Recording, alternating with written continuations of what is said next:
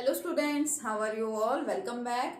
In last video we were discussing about the applications of equilibrium constant.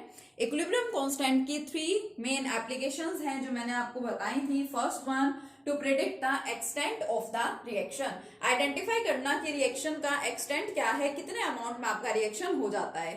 Second, to predict the direction of the reaction, कि आपका जो reaction है क्या वो forward direction में हो रहा है, backward direction में हो रहा है या फिर equilibrium में है. And third and last one is calculating equilibrium concentrations. अगर आपके पास कोई केमिकल इक्वेशन गिवन है तो जब स्टार्टिंग में आपका रिएक्शन शुरू हुआ, आपके पास सिर्फ रिएक्टेंट्स ही प्रेजेंट थे, धीरे धीरे प्रोडक्ट्स बनने शुरू हो गए और फिर एक कंडीशन ऐसी आ जाती है जहां पे आपका रिएक्शन या आपकी इक्वेशन किसमें होती है, इक्विलिब्रियम में होती है. तो उस इक्विलिब्रियम की कंडीशन पे आकर के रिएक्टेंट्स और जो प्रोडक्ट्स प्रेजेंट है उनकी क्या क्या कंसंट्रेशन होंगी, कितना कितना अमाउंट उनका होगा वहां पे, ठीक है, हर एक रिएक्टेंट और प्रोडक्ट का कितना अमाउंट वहां प्रेजेंट होगा, इसी को फाइंड आउट करना.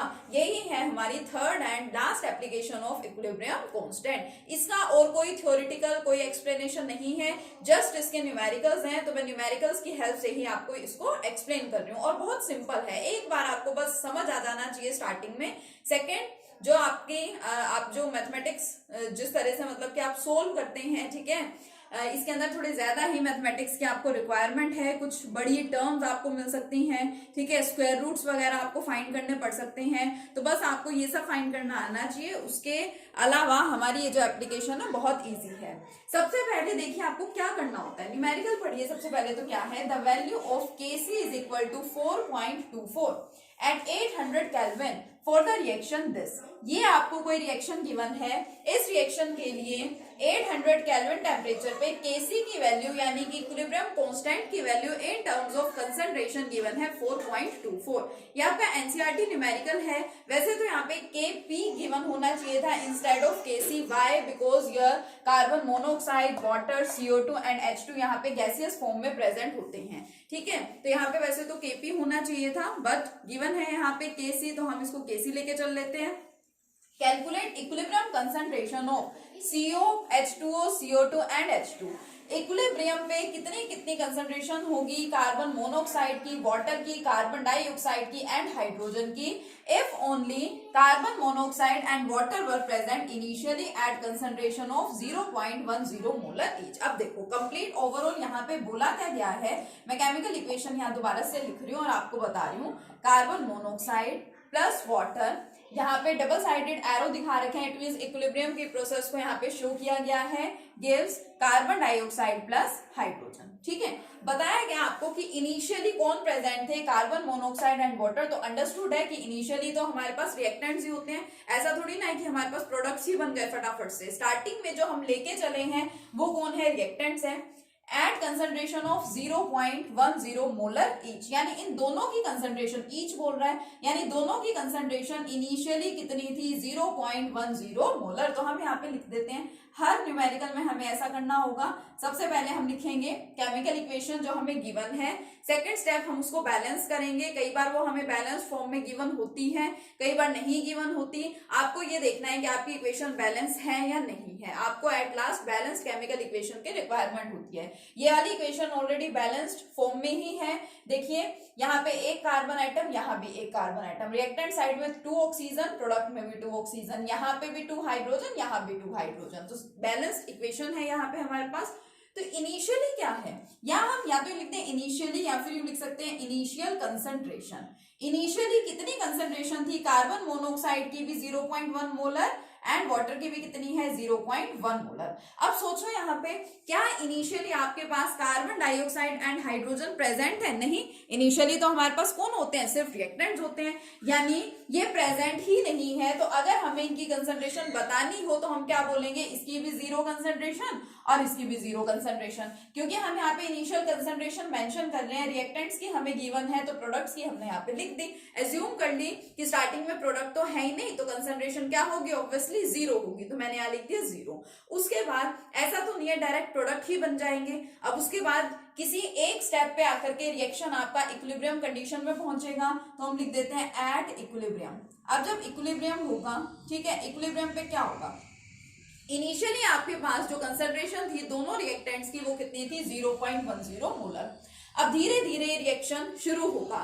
इसका मैंने आपको पहले भी एक बहुत सिंपल सा एग्जांपल दे रखा है कि सपोज हमारे पास है 1 ग्लास ऑफ वाटर, इसके अंदर आपने शुगर ऐड की एंड सपोज आपने 20 पार्टिकल्स शुगर के ऐड कर रखे हैं। कितने हैं ये शुगर के पार्टिकल्स? 20 पार्टिकल्स हैं। तो स्टार्टिंग में हमारे पास थोड़ा सा भी शुगर सॉल्यूशन नहीं है, हमारे पास तो अलग अलग शुगर एंड वाटर प्रेजेंट है। इनिशियली हमारे पास शुगर सॉल्यूशन तो है ही नहीं। अब धीरे धीरे ये जो शुगर पार्टिकल्स हैं ये वाटर के साथ रिएक्ट करना शुरू करेंगे। मान लो स्टार्टिंग में 5 पार्टिकल्स रिएक्ट हुए, फिर 7 रिएक्ट हो गए, तो इस तरह से प्रोडक्ट भी बनने स्टार्ट हो गए। तो इक्विलिब्रियम की कंडीशन पे क्या होगा? ऑब्वियसली कुछ अमाउंट में 0.10 मोलर पहले कार्बन मोनोऑक्साइड था, इसमें से कुछ अमाउंट में कार्बन मोनोऑक्साइड क्या कर चुका होगा? रिएक्ट कर चुका होगा। किसके साथ? वाटर के साथ। सिमिलरली वाटर का भी इसमें से कुछ अमाउंट रिएक्ट कर चुका होगा कार्बन मोनोऑक्साइड के साथ। अब कितना रिएक्ट कर चुका होगा ये तो हमें नहीं पता, ठीक है, तो ये तो हमें क्या करना पड़ेगा? लेट ही करना पड़ेगा। तो हम लेट करते हैं कि यहाँ पे x अमाउंट जो है दोनों के वो रिएक्ट कर चुके इक्विलिब्रियम की कंडीशन में जब तक रिएक्शन पहुंचा तब तक। तो आपके पास स्टार्टिंग में था 0.10, इस 0.10 में से x amount of reactant carbon monoxide has been reacted हमने मान लिया। अब इसमें से x रिएक्ट कर चुका, यानी कि उसकी कंसंट्रेशन यहां से कम हो गई। कि मान लो मेरे पास स्टार्टिंग में किसी के 20 पार्टिकल्स प्रेजेंट है, 5 पार्टिकल्स रिएक्ट कर चुके यानी -5। अब मेरे पास कितने पार्टिकल्स बचे? Only 15 particles. तो ये जो x है कोई भी वेरिएबल है, तो मैंने लेट किया कि सपोज x अमाउंट यहाँ पे रिएक्ट कर चुका है, तो मैं क्या शो करूंगी? 0.10 में से x निकल गया, सब्ट्रैक्ट हो गया। सिमिलरली यहाँ पे 0.10 माइनस x, यहाँ पे भी ऐसा ही हुआ और प्रोडक्ट्स बनने स्टार्ट हुए, ठीक है, कुछ प्रोडक्ट्स तो बन ही गए होंगे। अब यहाँ से अगर x अमाउंट रिएक्ट हो चुका है तो वो x अमाउंट ने क्या बना लिया होगा? प्रोडक्ट बना लिया होगा। यहाँ पे भी x अमाउंट रिएक्ट कर चुका है तो उस x अमाउंट ने यहाँ क्या कर लिया होगा? प्रोडक्ट बना लिया होगा। एक चीज आपको यहाँ पे और ध्यान रखनी है, आपको इनके कोफिशिएंट्स का ध्यान रखना है। यहाँ सभी के कोफिशिएंट 1 1 है, तो मैंने सिंपली x ले लिए। मान लो यहाँ पे होते ट्वाइस H2, तो मैं इसको क्या लिखती? 2x लिखती, ठीक है। अगर यहाँ पे होता मान लो 1/2 H2, तो मैं इसको क्या लिखती? x/2 लिखती। कोफिशिएंट के हिसाब से हमें यहाँ पे वेरिएबल एडजस्ट करने होंगे, इसको हमेशा याद रखेंगे, ठीक है। तो ये मैंने यहाँ पे दिखा दिया आपको, x अमाउंट ऑफ प्रोडक्ट्स की फॉर्मेशन हो गई। अब इक्विलिब्रियम में अगर रिएक्शन पहुंच जाता है तो हमें एक बात पता होती है कि Kc इज इक्वल टू किसके इक्वल है? Concentration of products to the concentration of the reactants. ये हमारे प्रोडक्ट्स, ये हमारे रिएक्टेंट्स। लेकिन देखिए Kc तो हमें यहाँ पे गिवन है, तो हम वैल्यू पुट कर देते हैं। क्या दे रखा है हमें यहाँ पे? Kc देखो 4.24 इक्वल टू, ठीक है, इनकी कंसंट्रेशंस। अब इनकी कंसंट्रेशन हमने कुछ लेट तो कर रखी है ना, तो देखो कार्बन डाइऑक्साइड की कंसंट्रेशन इक्विलिब्रियम पे कितनी है? x। H2 की कंसंट्रेशन इक्विलिब्रियम पे कितनी है? x। तो लिख दो इसकी कंसंट्रेशन x और इसकी भी x अपॉन कार्बन मोनोऑक्साइड की कंसंट्रेशन इक्विलिब्रियम पे देखिए कितनी है? 0.10 माइनस x। सिमिलरली वाटर की कंसंट्रेशन भी यहाँ पे कितनी है? 0.10 माइनस x, ठीक है। तो ये आपको यहाँ पे मिला, ठीक है। Kc मैंने यहाँ पे जो जो गिवन कंडीशन है उसके हिसाब से इधर मेंशन कर दिया, ठीक है। अब देखो इसको अगर हम सिंप्लीफाई करेंगे, यही मिला हुआ है ना हमें, इसको सिंप्लीफाई करेंगे तो हम इसको क्या लिख सकते हैं? 4.24 इक्वल टू, दोनों का प्रोडक्ट क्या हो जाएगा? Equal to x square upon ये 0.10 माइनस एक्स का स्क्वायर, तो क्या मिलेगा आपको? 0.10 माइनस एक्स का स्क्वायर। अब अगर हमें यहाँ पे इसका स्क्वायर हटाना है, हम हटा सकते हैं, इसका क्या कर देंगे? इसका स्क्वायर रूट फाइंड कर लेंगे, ठीक है। तो जब आप 4.24 का स्क्वायर रूट फाइंड करेंगे तो it will comes out to be approximately equal to 2.06। इसका जब आप स्क्वायर रूट फाइंड करेंगे तो अप्रोक्सीमेटली आपको 2.06 के इक्वल मिलेगा। तो मैं क्या कर रही हूँ? मैं यहाँ से इसका स्क्वायर हटा रही हूँ, ठीक है। x अपॉन 0.10 माइनस एक्स की टर्म्स में लिख रही हूँ। क्या करना पड़ेगा? इसका स्क्वायर रूट करना पड़ेगा। इसका स्क्वायर रूट जो है it will comes out to be approximately equal to 2.06, ठीक है। अब आपको क्या करना है? आपको इसको सोल्व करना है, ठीक है। इसको क्रॉस कर लीजिए तो क्या मिला? x will be equal to 2.06 multiply 0.10 minus x, यही मिलेगा आपको, ठीक है। तो x will be equal to 2.06 को 0.10 से मल्टीप्लाई करो, ठीक है। 0.10 को अप्रोक्स देखो 0.1 भी ले लेते हैं, ठीक है, क्योंकि इसको सिंप्लीफाई करेंगे तो 0.1 ही आएगा। मल्टीप्लाई करेंगे तो क्या मिलेगा आपको 0.206, इन दोनों को मल्टीप्लाई कर लिया, माइनस 2.06x, इसको इससे मल्टीप्लाई किया। x वाली टर्म्स को एक साइड रख दो, x plus 2.06x will be equal to 0.206, add करो इसको, 3.06x will be equal to 0.206 and from here your x will be equal to 0.206 upon 3.06। इसको जब आप सिंप्लीफाई करेंगे तो फाइनली आपको यहाँ पे क्या मिलेगी, वैल्यू ऑफ x मिलेगी। अब इसको जब आप सोल्व करेंगे then it will comes out to be approximately equal to 0.067, ठीक है। इसको सॉल्व करके देख लेंगे आप, कितना मिलेगा आपको 0.067। अब देखिए आपने यहाँ पे क्या कर रखा था, आपके पास जो इक्वेशन थी वो क्या थी, carbon monoxide plus water gives carbon dioxide plus hydrogen. Equilibrium पे कंसंट्रेशन क्या आपने लिख रखी है, देखिए ये तो थी 0.10 माइनस एक्स, ये भी थी 0.10 माइनस एक्स, ये एक्स और ये एक्स। हमने यहाँ पे एक्स की वैल्यू फाइंड कर ली equal to 0.067। x is equal to the concentration of carbon dioxide as well as the concentration of hydrogen at equilibrium, यानी हमारे जो प्रोडक्ट्स हैं कार्बन डाइऑक्साइड एंड हाइड्रोजन, इन प्रोडक्ट्स की वैल्यू हम इक्विलिब्रियम पे फाइंड कर चुके हैं। So we can say that at equilibrium concentration of CO2 and concentration of H2 equal to x. This implies concentration of CO2 and concentration of H2 will be equal to 0.067 molar. क्योंकि ये concentration है तो फिर किस terms में आएगी, molar की term में आएगी, हम यहाँ पे मोलर मेंशन कर सकते हैं। अब देखो इनकी भी तो कंसंट्रेशन हमें फाइंड करनी है, क्वेश्चन पढ़ो अपना, उसमें चारों की कंसंट्रेशन पूछी गई है। तो concentration of CO and concentration of H2O कितनी है दोनों की, देखिए 0.10 माइनस एक्स। अब 0.10 माइनस एक्स आपको मिल गया 0.067, ठीक है। इसको क्या करो, इसको सोल्व करो, आपको क्या मिल जाएगी, concentration of your reactants at equilibrium. Carbon monoxide and water दोनों की कंसंट्रेशन आपको एट इक्विलिब्रियम मिल जाएंगी। It will comes out to be equal to 0.033 molar. तो चारों की कंसंट्रेशन आपको यहाँ पे दे दी गई। तो आपको यही करना होता है, थर्ड एप्लीकेशन आपकी यही है, to find out the equilibrium concentrations of reactants and products. Reactants और प्रोडक्ट्स के इक्विलिब्रियम पे आपको कंसंट्रेशन फाइंड आउट करनी है कि अगर आपका रिएक्शन इक्विलिब्रियम में जब पहुंच जाएगा तो वहां पे रिएक्टेंट्स और प्रोडक्ट्स कितने कितने अमाउंट में प्रेजेंट होंगे, चाहे वो गैसियस फॉर्म में हो चाहे किसी भी फॉर्म में प्रेजेंट हो, इससे कुछ फर्क नहीं पड़ता। स्टेप्स यही रहेंगे, प्रोसेस आपकी यही रहेगी। First of all you have to write down the balanced chemical equation. Balanced chemical equation आपको लिखनी है। इनिशियल कंसंट्रेशंस आपको गिवन होंगी दोनों रिएक्टेंट्स की। प्रोडक्ट्स इनिशियली प्रेजेंट होते नहीं है तो जीरो हो जाएगी। ये वाली जो मैंने कंसंट्रेशंस लिख रखी हैं दीज आर एट इक्विलिब्रियम, ठीक है, मेंशन करना होगा यहाँ लेफ्ट साइड में एट इक्विलिब्रियम। अब इनमें से जब रिएक्शन स्टार्ट हो गया तो कुछ अमाउंट तो रिएक्ट कर चुका होगा ना, तो उसको मैंने लेट कर लिया x। अब वो रिएक्ट कर गया तो फिर कहाँ गया होगा, उसके प्रोडक्ट्स बन गए होंगे। अब इक्विलिब्रियम में पहुंचने के बाद तो हमको एक बात पता होती है दैट Kc, कि Kc क्या होता है यहाँ पे, Kc will be equal to the concentration of products to the concentration of the reactants. बस ये फॉर्मूला लगा दो, ठीक है। Kc आपको गिवन है तो आप इसको बस क्या कर लीजिए, सिंप्लीफाई कर लीजिए। तो आप यहाँ पे इजीली फाइंड आउट कर सकते हैं equilibrium concentrations of reactants and products, ठीक है। तो आई होप आपको ये न्यूमेरिकल अच्छे से समझ में आया होगा। चलिए एक और न्यूमेरिकल देखते हैं फटाफट से।